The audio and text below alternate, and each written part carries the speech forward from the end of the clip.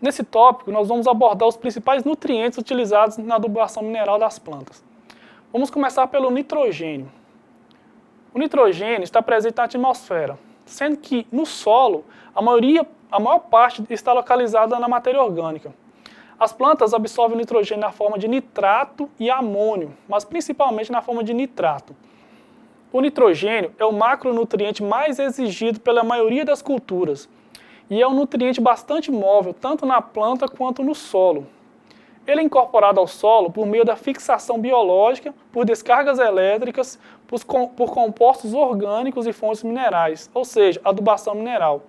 E as principais funções do nitrogênio na planta estão relacionadas à síntese de proteínas, à constituição da clorofila e composição do DNA.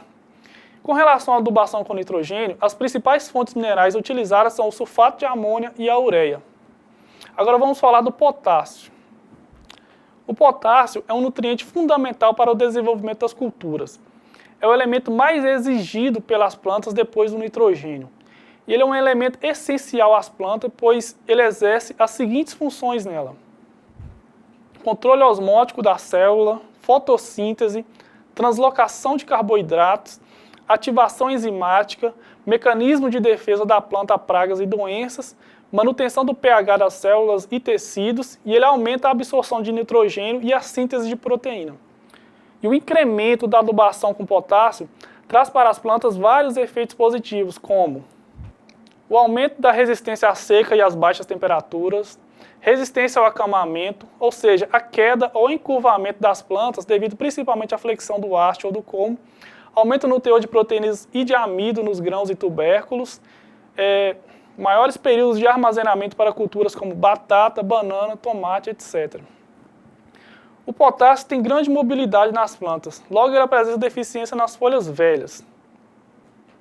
No Brasil, o principal fertilizante com potássio é o cloreto de potássio, e ele contém aproximadamente 60% de óxido de potássio.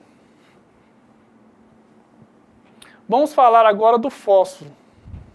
O fósforo na solução do solo se encontra na forma de ânions de fosfato, que é a forma que ele é absorvido pelas plantas. Entre os macronutrientes, o fósforo é o que é absorvido em menores quantidades, porém, a presença dele no solo é indispensável ao desenvolvimento das plantas.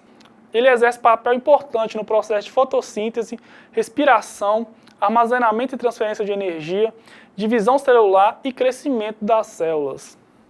Ele contribui para o crescimento prematuro das raízes, a qualidade dos frutos, verduras, grãos e formação de sementes. E na planta, o fósforo é um nutriente móvel, e as principais fontes de fósforo na agricultura são os fosfatos solúveis em águas, como o superfosfato simples, o superfosfato triplo e os fosfatos monoamônicos. Agora vamos falar um pouco dos micronutrientes.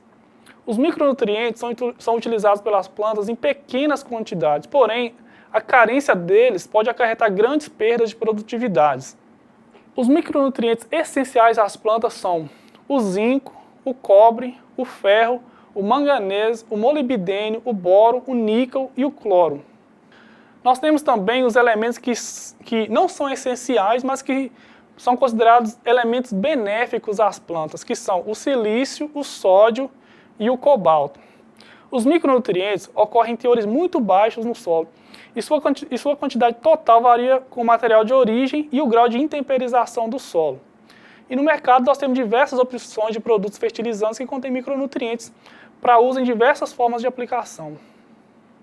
Com isso nós encerramos mais um tópico da nossa aula e vamos ao nosso último tópico.